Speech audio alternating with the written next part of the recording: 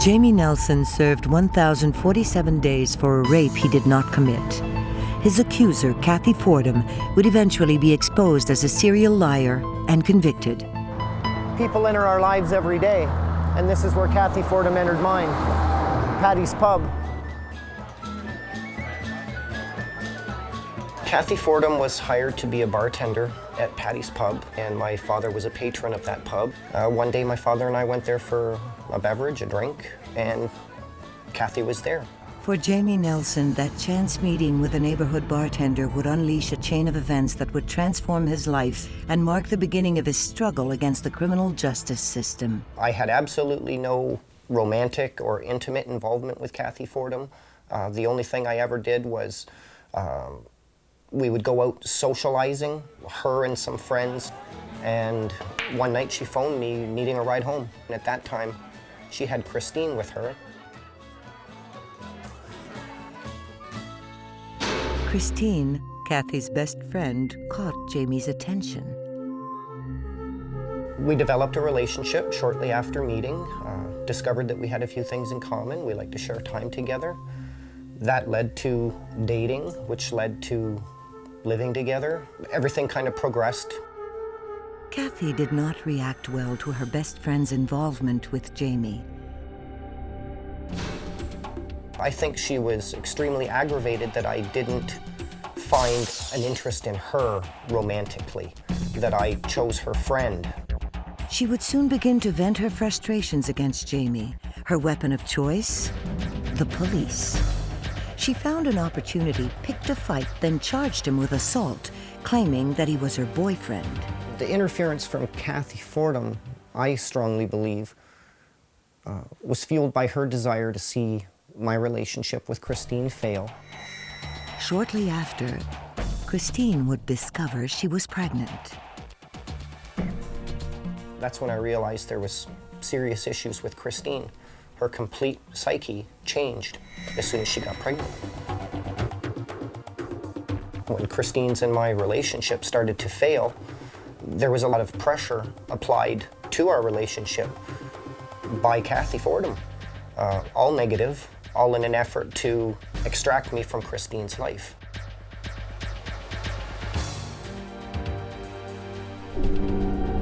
I eventually separated with Christine very early on in what was a tumultuous relationship, and I had the full intention of doing everything I could. I just knew that I wanted to be my child's father, and secured a lawyer and made every effort I could to be prepared and ready to step forward and go for custody of the child as soon as the child was born.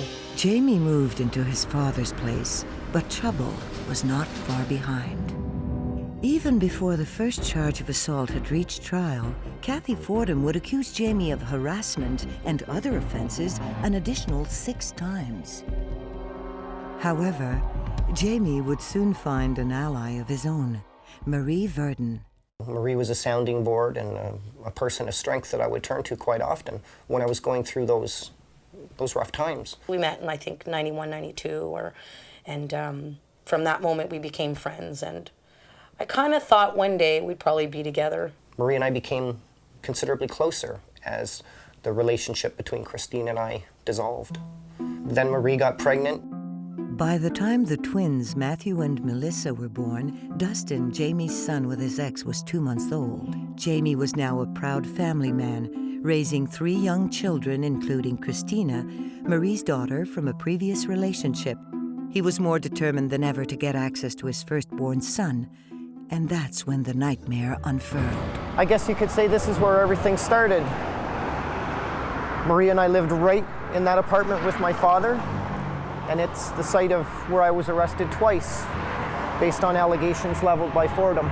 While he was fighting for access to Dustin, the first charge of assault, filed several months earlier, had finally reached trial. I very foolishly allowed myself to get into an argument with Kathy, and during the course of the argument, she literally attacked me. She just flew at me, and in the course of defending myself, I slapped her I went downstairs outside the building that she lived in. I Didn't sat deny on that he slapped her. He actually called the police. The string of subsequent charges she had filed against him did not work in his favor.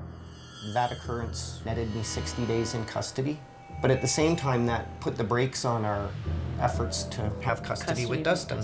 Every time we would get granted access to Dustin, Kathy Fordham, Christine's best friend, would accuse Jamie of something. And the allegations always progressed in seriousness. The second allegation, she alleged that I kidnapped her from the back of Patty's pub and told her to stay out of my family court business. She was clever, but she was sloppy at the same time, because the night that she picked in her mind when she created this allegation, the bar was closed to the public. I was stunned. I couldn't believe it, but I was convicted. And that time I received a 120-day sentence. Kathy was always able to project how capable she was of convincing any authority that she came across that her allegations were legitimate. And that's what prompted our move to just outside of Castleman, Ontario. 45 minutes away from her, we thought we were safe. Marie and I had just moved into a beautiful country, rural setting home. Just our baby, our youngest son, Riley. Our twins were 2. Christina was 5. We had a flourishing pastry sugar design business. Life couldn't have been any better. Unfortunately, getting Dustin to participate in the family bliss was proving difficult. I had a family court conference hearing, and at that point I was granted the most access we had ever been given. So we were extremely excited about that. But that didn't happen. 3 consecutive weekends went by. Every time I would show up at Christine's door, she wouldn't provide Dustin. There was always an excuse. And on the 4th weekend, again, she wasn't prepared to give me Dustin. And I told her that I was just prepared to go to court Monday morning for full custody. A few minutes later, she came down carrying Dustin, and we got to have our weekend. And it just happened to be the weekend we were celebrating Easter. Easter would prove to be the calm before the storm that was about to destroy their lives. Jamie was at the store with 2 sons, Dustin and Matthew. It was an ice cream road trip, and away we went. Melissa and Riley and Christina were in the house. Police showed up and asked for Jamie. I said, "What is it about?" And they told me to pack my bags and run, that he was a monster. I thought I was pulling into my driveway to go sit down with everybody on the living room floor and eat a gallon of ice cream.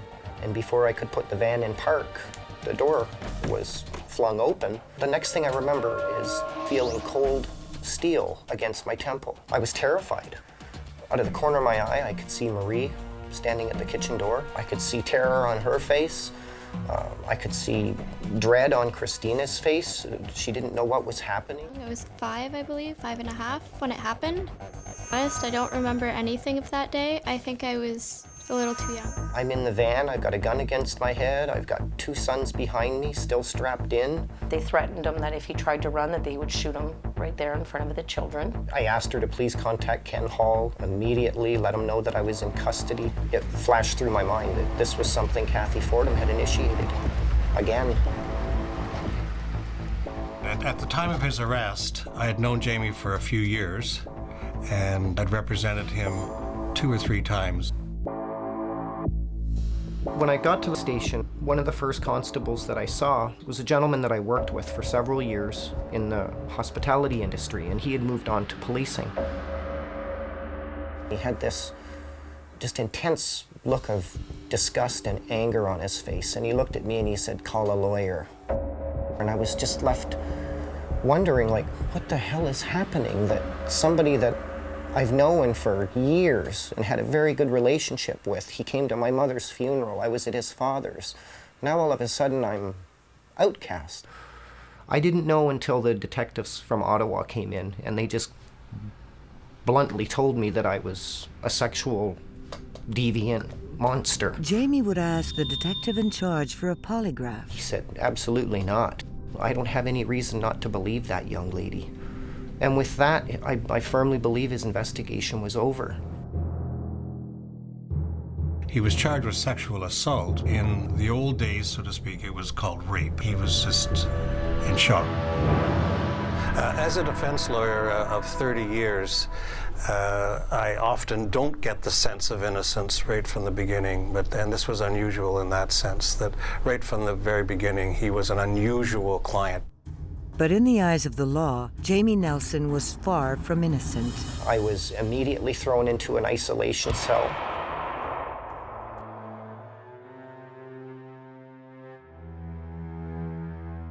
I had nothing in that cell but four walls and a floor, and me, for 3 weeks. That's how they kept me. I had no clothing. They kept me dirty, they kept me filthy, they kept me hungry. They were trying to break me. They were trying to strip every ounce of dignity out of me. Yeah, thank God I believe dignity has to be surrendered, it can't be taken.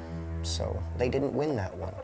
But they were draining his spirit in a way that only his loved ones could see. There was really nothing normal about how he was. He was not the same.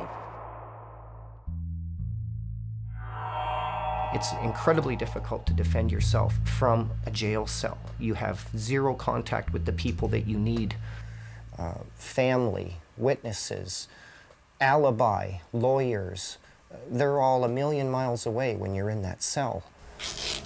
You've got to keep in mind, I've had several encounters and several experiences with this woman. I knew how far she would be prepared to go. So losing my bid for bail depleted any strength that I had inside, and I reached the lowest point of my life.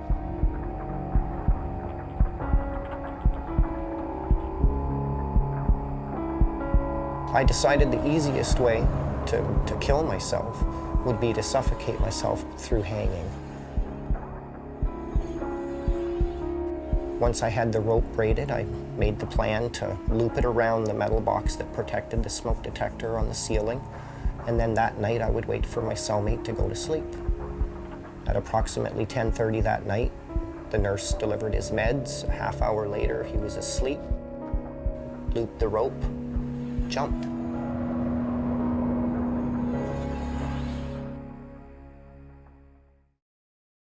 When you're on that side of the bars, and there's no way, there's no hope, there's no crack, there's nothing, there's no light, you give up.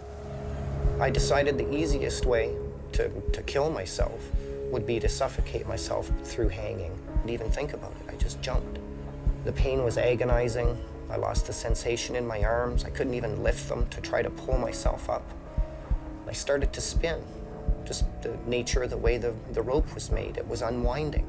And it made my feet kink the stainless steel sink, which woke my cellmate. He jerked me down. I don't know what he was thinking when he did that. I was in shock. Everybody was in shock. Now I had to try and explain my actions to my wife and to my father, why I reached that low. But once I realized who was in my corner and who was with me, that they supported me and they loved me, I regretted that decision. Strengthened by their support, Jamie was ready to prepare for the fight. When a woman cries rape, the system responds. And I knew that I was going to be facing the steepest uphill battle of my life. To prepare for the case, he provided me with names of witnesses I was to call, get them subpoenaed, and that took a few months to do. The defense was the truth. The defense was proving that the event never took place. A trial is a moving target, so you never know what's going to happen. We had good, credible evidence to call to rebut what she was saying. No one could look into the crystal ball, but we were fairly confident. Jamie had already spent more than 6 months in detention when the trial began. Essentially, the case against Jamie was a statement that was dated the 29th of April, 1996. She was alleging that the events in question actually happened at the end of February. In her statement, Fordham reported that on February 28, 1996, Jamie Nelson, an ex-boyfriend, had sneaked into her apartment building in the early morning hours, waited in ambush, then viciously attacked her. She said she was thrown around her apartment like a rag doll, kicked repeatedly, and raped. There was a lag in 2 months between the date that she alleged the attack and the date that she went to the police. I don't know if that throws any red flags up for anybody in this room, but it certainly does for me. In court, that would make little difference given the power of Fordham's testimony. She did absolutely everything she could to draw as much sympathy from the court. Kathy knows that society drapes victims of sexual assault with the most sacred robes we have as a society. So she knew she was well protected by that system, and all she had to do was play the victim. And I think she did it a little too well. She cried at the right points, she took breaks at the right points, she got furious at the right points. It was just as if she was doing everything off of a script. Couldn't believe that they were believing everything she was saying. I was watching the judge's face, and I saw him drinking everything in. During the course of the trial, we called evidence with regard to the family court matter that was going on with regard to Dustin. I firmly believed that I was given, or at least I hoped I was given, the same consideration, the same equitable chance to tell my story. Essentially, the case for the defense was twofold. Number one, Jamie testified on his own behalf and denied that the event ever took place. And secondly, that we had placed them on notice of alibi. It bothered me too for them to state that my testimony was that I wasn't credible because I'm his wife and maybe I would lie for him. What reason would I have to lie for him? If he did something like that, he deserves to go to jail. But he didn't do anything like that. You know, I do not need to be with someone who abuses women and beats people up, you know? The medical report from her attendance at the hospital was used by both the Crown Attorney and myself. We had doctors saying she wasn't in distress. She never suggested she was raped. She didn't present with the injuries that a rape victim would have. So nothing fit her story. His father and I and my parents, we all thought, but there's just no way he can be convicted. There's just no proof of anything. The trial would last 9 days. Finally, the outcome was at hand. When he started to read his judgment, about 15, 20 words into it, I saw Ken hang his head. So there was something that the judge said that I didn't pick up on, that Ken obviously did. The judge found that although there was inconsistencies in her statement and her evidence was not perfect, he favored her evidence over that of the defense and convicted Jamie. I find Mr. Nelson guilty on all counts. It never entered my mind that I would be convicted. How can you be convicted of something that never took place? Judge Fraser imposed a 3.5-year sentence to express the denunciation of sexual assault charges against women. He also evoked the provision which prevented Jamie from applying for parole until 50% of his sentence had been served. He did that as an extra measure to instill confidence to Kathy Fordham, to reassure her that the justice system worked. Everybody, I believe, that was there, family-wise, just cried and could not believe it. I knew that at that point the life that I had was gone.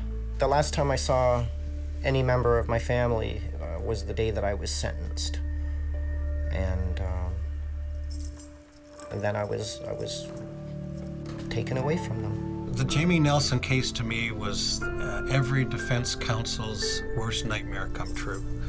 The client that in your heart of hearts you feel he's innocent, he's been honest with you from the beginning, you have independent evidence to support what he's saying to you, and then gets convicted. It's just a horrible experience, and it's one that you live with night after night after night, and you replay the trial. What should I have done? What shouldn't I have done?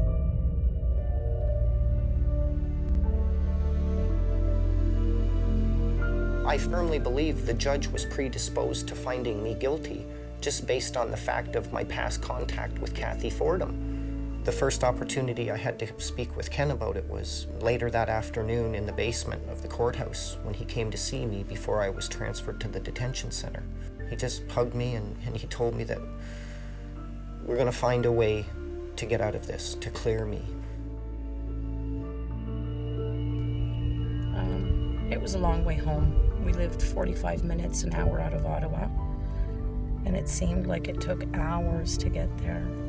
I think one of the hardest parts is, I think, trying to realize what just happened, trying to figure out what went wrong and what made them make that decision, what made the judge believe her, I was dumbfounded. The system that was supposed to protect and serve and put the bad guys away. Instead of the bad guy being put away, the good guy got taken away this time. From my research into miscarriages of justice, in a case where there's an allegation of sexual assault, there's often DNA that can sometimes rule somebody out. And in Jamie's case, because no sexual assault occurred, there was no DNA. It became a matter of he said, she said, and given the political climate of Ottawa at that time also, the alleged victim was considered more believable than Jamie, and he was convicted of something that never occurred. Knowing that he had done nothing wrong, knowing that he was that innocent man, I think was the hardest part. You think about prison, what goes on in a prison, I was scared for him. Every federal inmate starts their journey at Millhaven Assessment Unit so they can determine what your correction plan is going to be.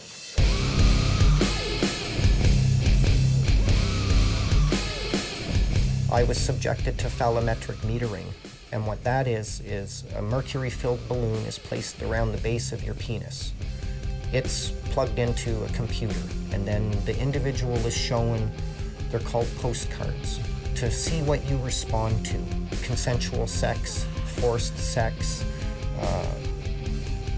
all kinds of different variations of sex. If you have a response, penis enlarges, the mercury filled senses the change in pressure, it gets recorded somehow in the computer. They analyze that, come up with some kind of a basis to determine what level of degree of deviant you are. And at the end of the day, I came to learn that I had 0 to no response to all of the postcards except for the consensual sex. It was determined that I would need to do 2 programs, anger management and a serious sexual behavior modification program. I remember challenging the doctor that performed the test, and I said, if I have 0 to no response, how can you justify that I need these programs? And he says, well, you have to be one of them. Low, medium, or high. You have to be one of those brackets of sex offender. I did the anger management program. If there was anything I could do to help myself control anger, rage, and emotion, I wanted to do it. With respect to the sexual behavior modification program, I would not do it. I was there for approximately 2 months, and I was mothered, which is a word they use to define your home institution, to Joyceville Institution. I knew that I was approaching something fearful because everybody that was on the van with me that day got suddenly quiet. And I remember thinking, wow, this place has everybody scared. It was very foreboding. It's like they knew what was coming. I didn't.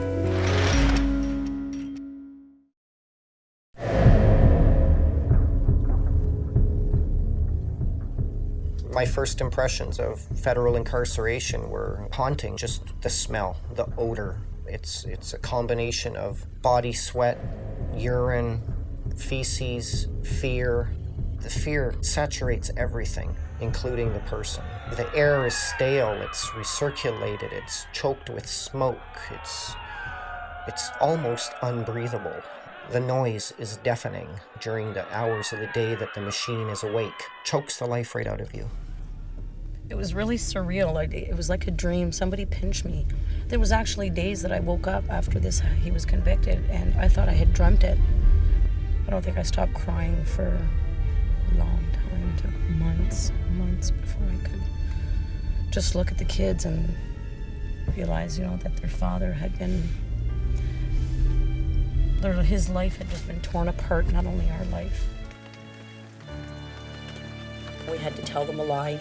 Just tell them that Daddy was at work, and what do you tell a 5-year-old and 2-year-old twins and a 9-month-old baby? What do you say? The quickest way out of an institution is to do the programs, to toe the line, to do what you're told. But if you're not that offender, if the crime's never been committed, who would honestly subject themselves to sexual behavior programming? I did not commit that crime, And I wasn't going to put myself in a program where I would have to one day sit in a cluster of inmates and recount my crime. And as a result, I ended up in segregation. I can't imagine anybody being in solitary confinement and being able to keep their wits about them.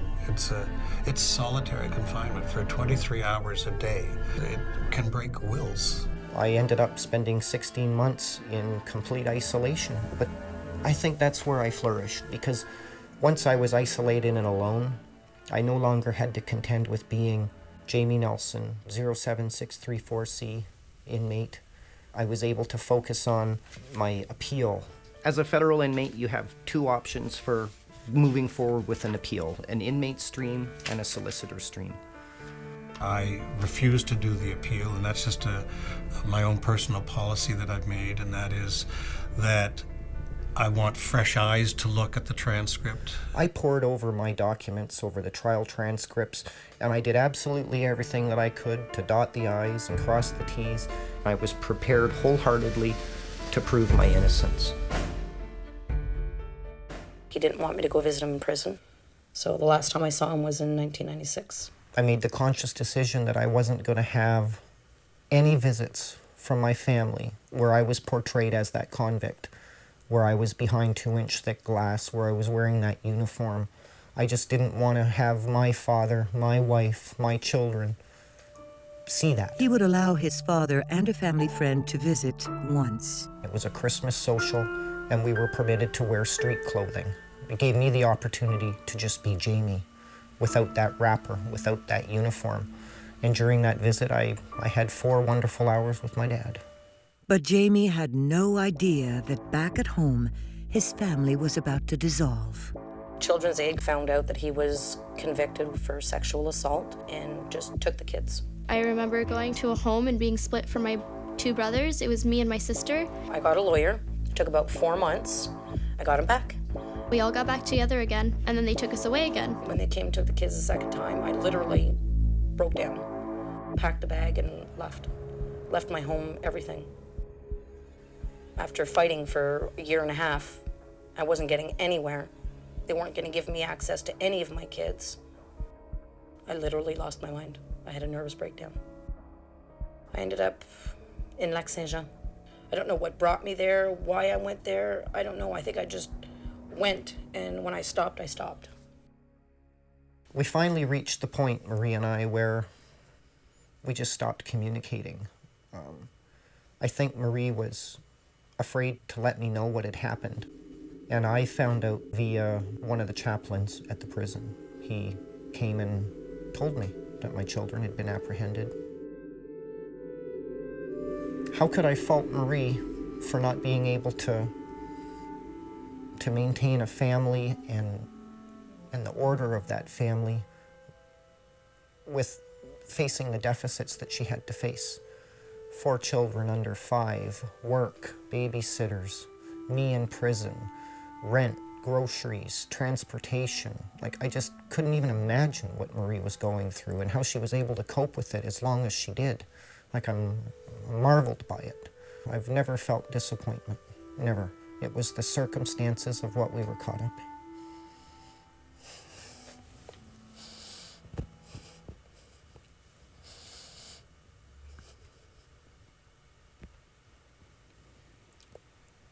Just circumstance.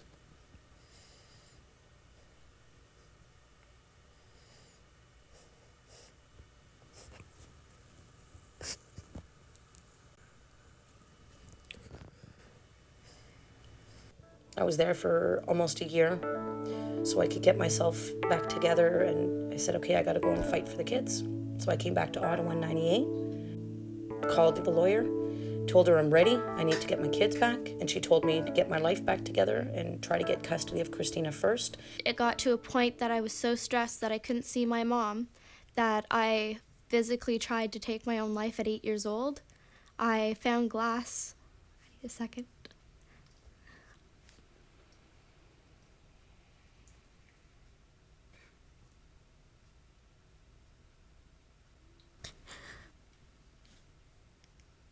I found glass in the schoolyard, and my friend Emily and my friend Victoria, they stopped me, and they told the teacher, and they came to stop me.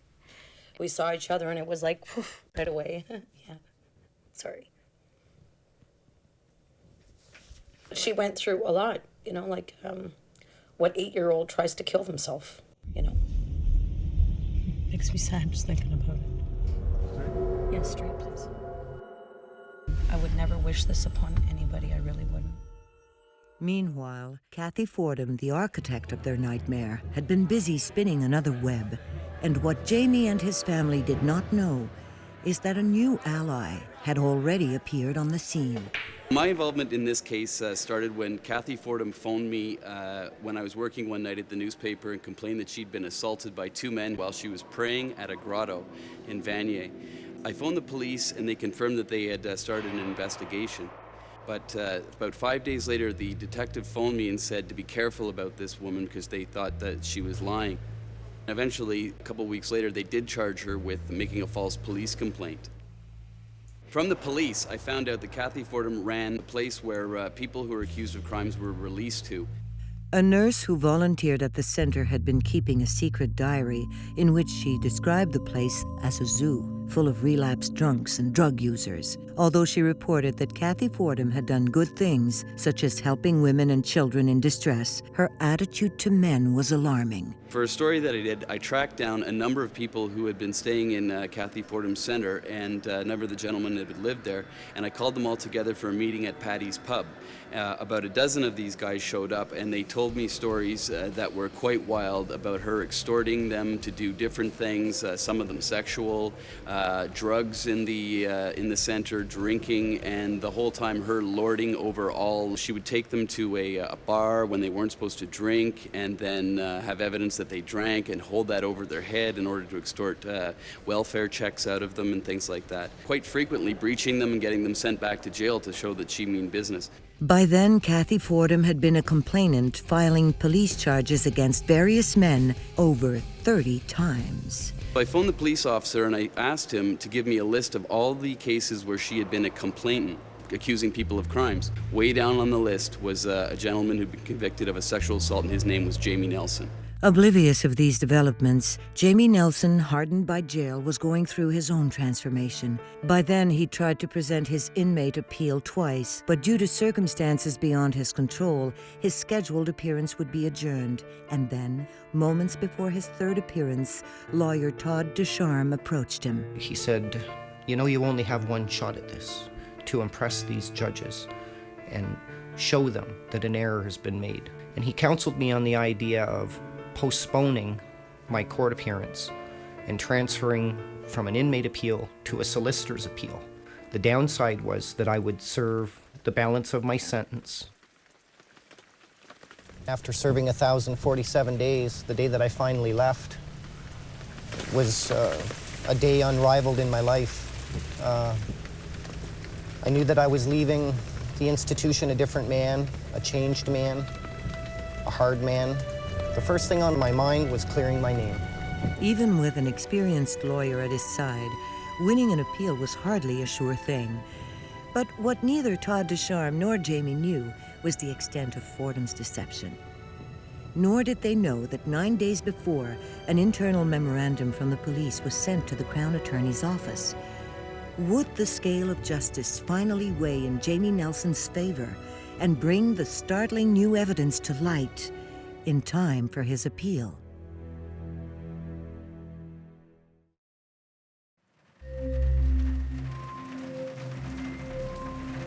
I was released March 12th, 1999, and was obligated to complete 18 months of federal parole. I was barred from entering Ottawa due to parole constrictions, so I served my parole in Stratford, Ontario. What Jamie Nelson did not know is that days after his release, information about Kathy Fordham had reached the Crown prosecutor in charge of his appeal. In the months to come, the file on Fordham would continue to grow. 1 year later, she would be convicted of public mischief. After Kathy Fordham was convicted, I focused my attention on trying to find Jamie Nelson, and I eventually gave Jamie a call. He said, "You know, I'm innocent," and I said, "Yeah, I believe you." And he said, "That's the first time anybody's ever said that to me," and he started crying. The tide of injustice had finally turned for Jamie Nelson. One day I received a phone call from Todd Ducharme, and he indicated that I needed to get to Toronto right away. He had received a factum of information, court folders, statements, a mountain of information. I didn't know that she was as prolific in the court system as she had become as a false alleger. Still, it would take another year before Jamie would finally get a date to appear before the Court of Appeal. By then, the Crown Attorney had already expressed his intention to concede. I will forever remember the phone call from Jamie, 11 o'clock or 11:30 the night before. It was just such an emotional phone call that it was just unbelievable. Just the whole thing, we were sort of vindicated after years of fighting. It was just like this unbelievable. I just still get goosebumps. With lots of ceremony, the three judges entered the courtroom, and within 5 minutes, the event was over. It took me 6 years to climb the steps to that courtroom, and the whole process ended in 5 minutes.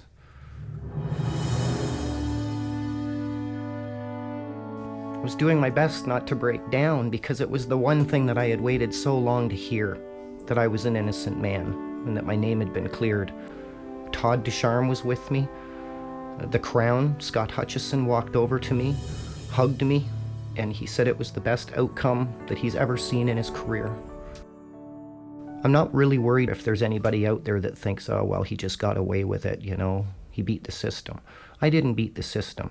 The system beat me. So people that think that I got away with something just need to maybe do a little more than scratch the surface and just know the story, know the players. I was watching the news, it was my day off, and Christina was outside playing. She was about 9 years old at the time.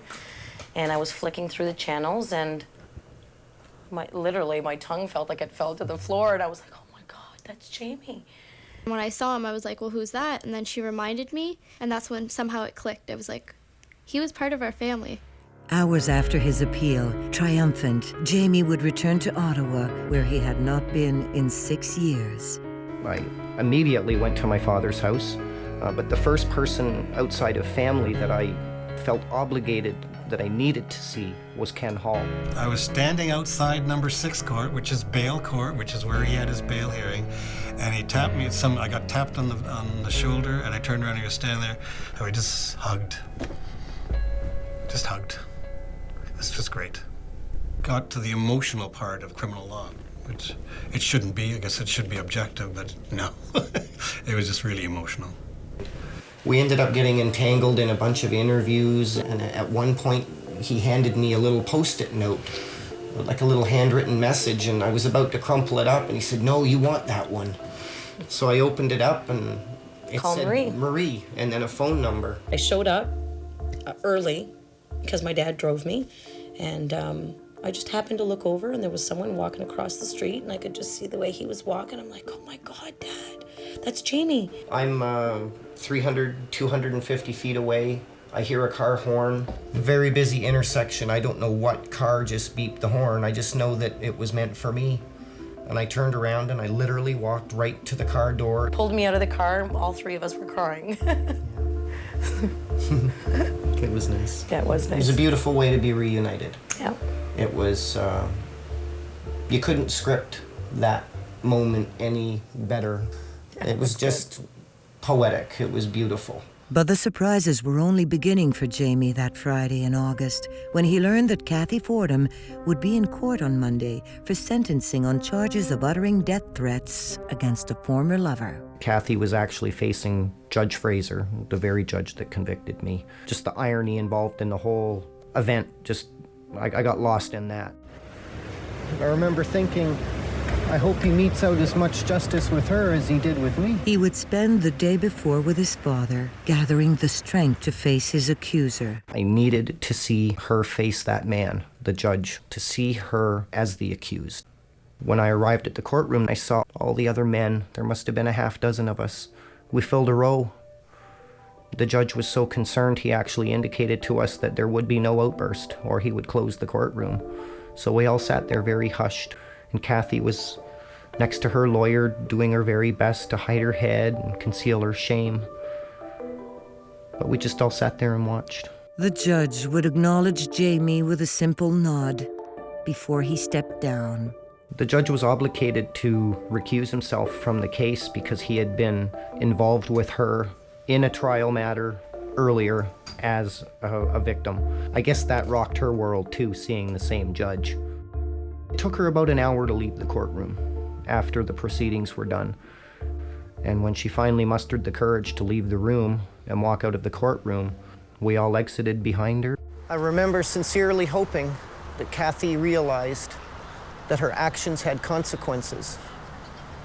And I also wondered if she ever realized what the cost was. I never really understood why she concealed herself in that blanket. If she's a legitimate victim of sexual assault, then why conceal yourself? If you're a legitimate victim, then be the legitimate victim. That angered me, that. I don't hate Kathy Fordham. I hope she gets help, but I also hope there's justice too. I want to see her serve the time that my husband served and to see what it feels like to go through pain and to lose everything that you ever loved. Jamie's loss would include more than the children. It would include the person who stood by him through the darkest, loneliest hours. Being here today reminds me so much of my father. He was extremely supportive, never wavered, and he passed away just as I exonerated myself, just as I cleared my name. I miss him. I had just been invited to be a keynote speaker at an international convention on wrongful convictions, and we marveled at how my whole circumstance had come full circle. My dad was just exceptionally proud of me, and that night he died. He had a massive heart attack in his sleep.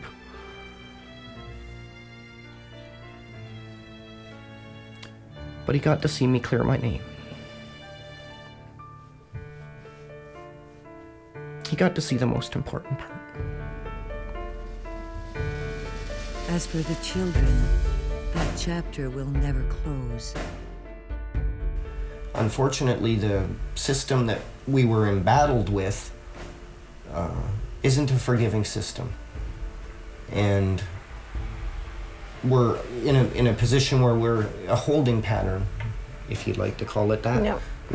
We're actually obligated to wait until Matthew and Melissa reach the age of 16 before they can come and knock on our door. We have notes, we have letters that we've put into their files. I would surely enjoy to have them back. I'd be able to be the older sister I'm supposed to be, and I can't. I've learned, like, in the past, like, I could dream about them. My mom would be like, can you not talk to me about it at least in the morning, you know? Because I'll think about it all day, and that's what I'll think about. Remember that if I tell her at night, she can't sleep. So I try to keep it to myself. And I don't want to do it for my dad either, because I don't want him to feel like in any way it was his fault, or he misses them also. It was his kids too. It took a piece of his heart when it happened.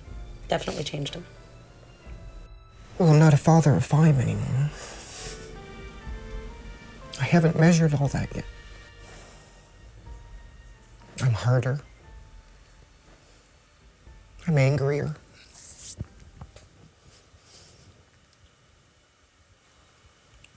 I'm not a very trusting person of other people anymore. Quick to judge. Still very angry. Sometimes. I try to convince myself that I've dealt with it.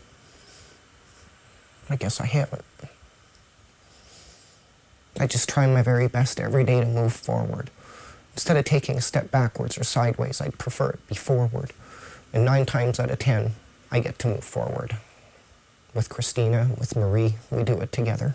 Kathy Fordham was eventually convicted and served 6 months in jail. As for Jamie Nelson, his goal today is to get his message out. I'm currently in the process of completing a book about this nightmare. that gives me the avenue to send and to share my message with each and every individual that chooses to go into the field of criminal justice.